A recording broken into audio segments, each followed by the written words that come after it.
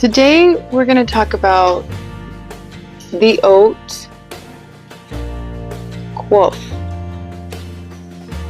Quph.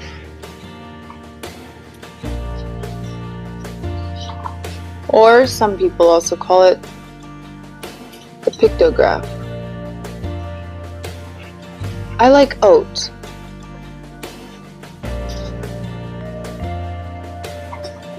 Now, in order to understand the meaning of the symbols behind every oat, it's important that we understand that a people's language is related to their culture. Back in those days, people were growing their own wheat and trees, their own crops. Everything was agriculture. So without rain or water, they would die. People were also raising their own animals. Everyone had some type of livestock to help them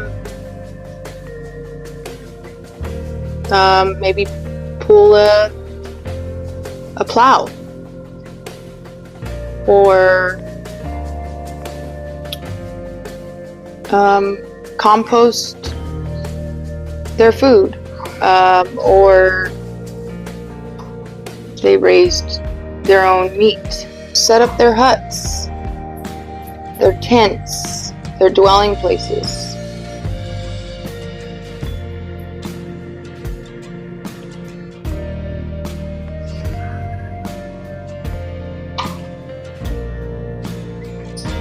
Sort of like a rug on a pole. So they would, they had to do this, their own things like this to set up their own. Let's see, what else were they doing? Well, they would have to do a lot of walking.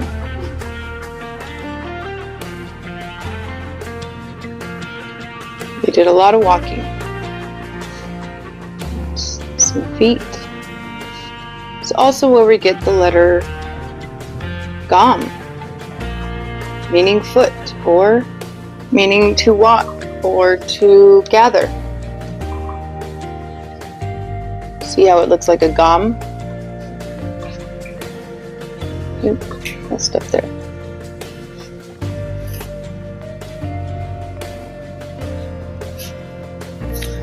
So they were doing a lot of walking, and they would do a lot of carrying. They had to carry a lot of things.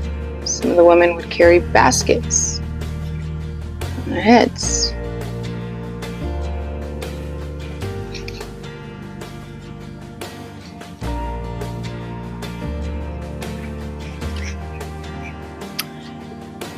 So in order to understand the oat,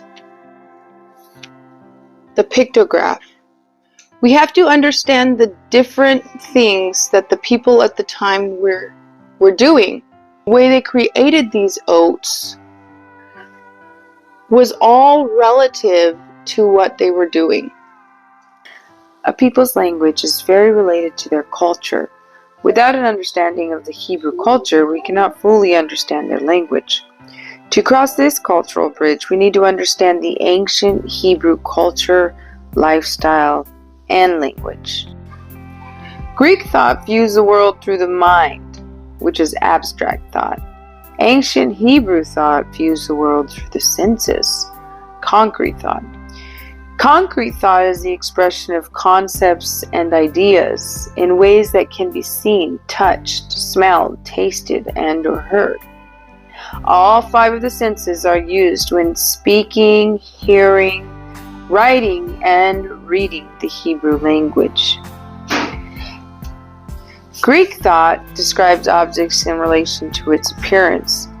Hebrew thought describes objects in relation to its function.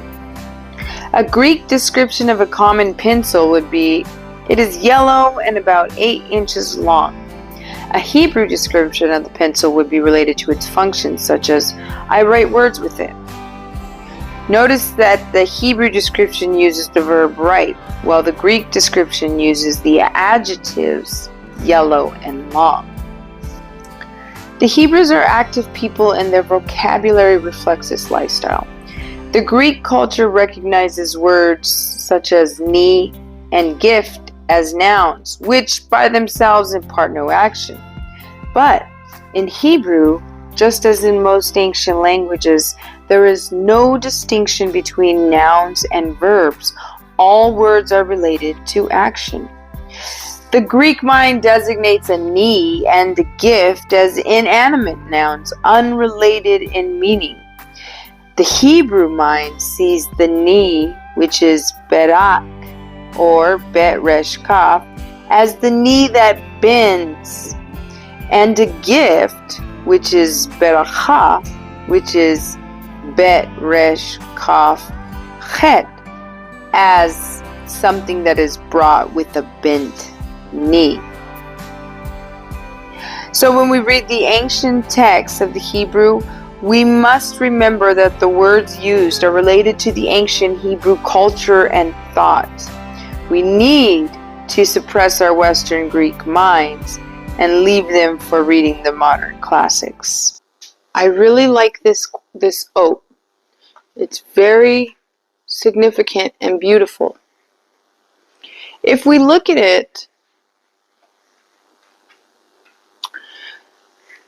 the letter Quph is where we get our English letter Q. And the oat Quph, so the Otiot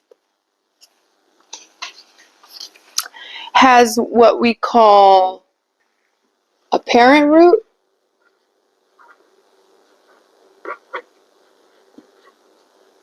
first there's the symbol, the letter,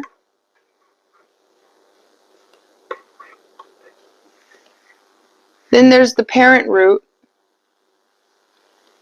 and there's the child root,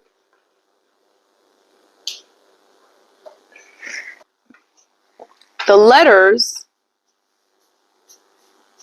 that make up the oat. The word Quph would be Q and Phe, or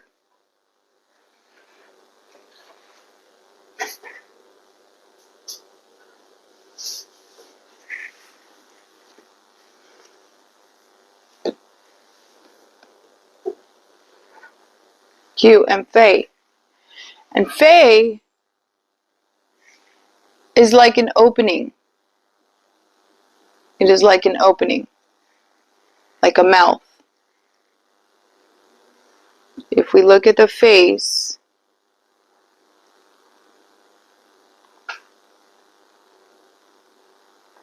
it's an open mouth. Words being spoken from the opening. Also, this is a container, but it just looks like a box. But if we did this,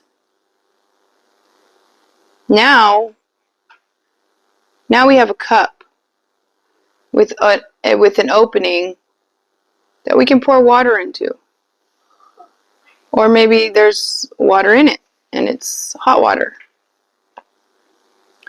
So it changes a lot of things. There might be a heel, right? Small heel. But if we add this,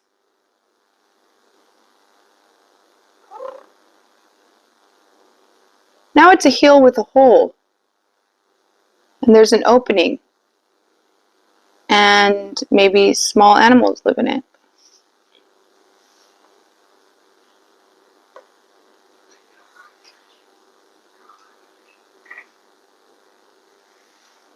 So this letter, this Quph, is an opening. So this Ot, Quph, first we have the letter, the Quph. Then we have the parent root. The parent root is the two sounds, the two letters that make up the one word, which is Quph.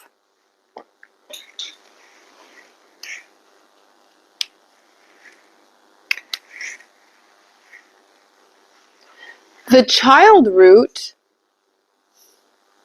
would be 3 letters.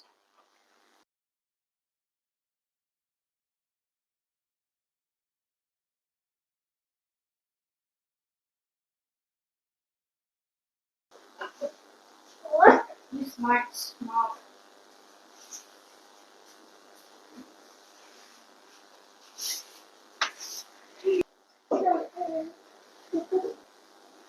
Now, let's get into the marvel of this Ot. Once again, the Quph and the Fe. Here we have the Quph literally is the sun at the horizon. What does the word horizon mean? Horizontal. It means horizontal.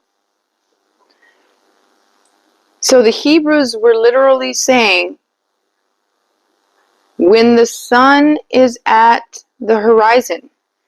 Now notice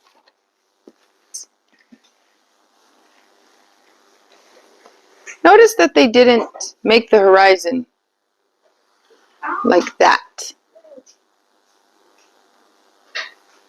No, the horizon is straight.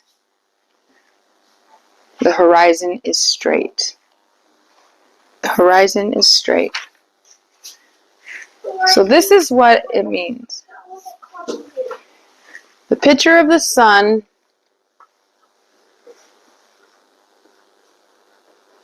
at the horizon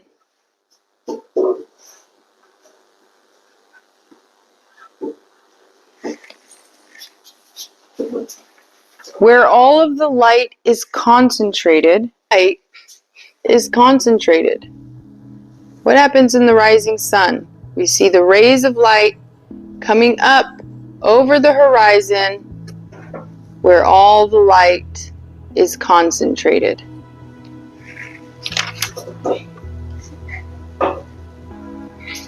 While the rest of the sky, O-N-E, is still dark.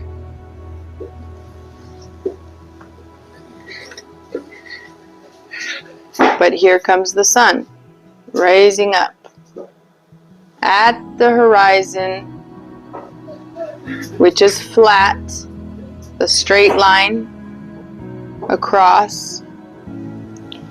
Notice we also have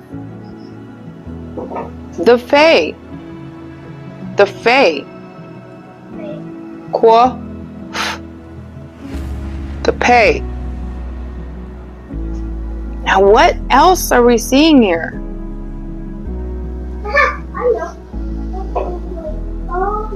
We have the earth. We have the sun at the horizon, making its way around our earth.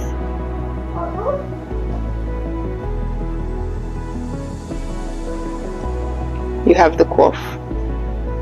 You have the Quph.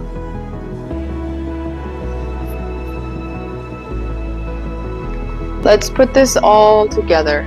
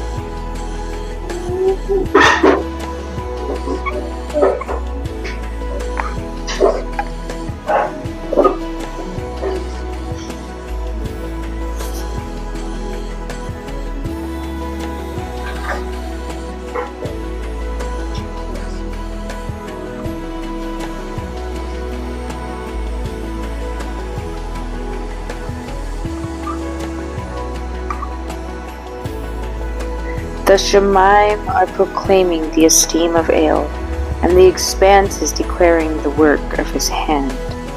Day to day pours forth speech, and night to night reveals knowledge. There is no speech and there are no words, their voice is not heard. Their line has gone out through all the earth, and their words to the end of the world. In them he put up a tent for the sun, and it is like a bridegroom coming out of his room. It rejoices like a strong man to run the path. Its rising is from one end of the Shemaim, and its circuit to the other end, and naught is hidden from its heat.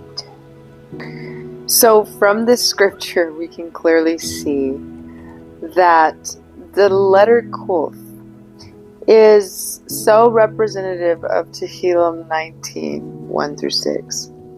And as we write this out, we can see that this letter Quph itself is talking about the sun at the horizon where the light is condensed. And then when we add the Quph, we get the sun at the horizon where the light is condensed.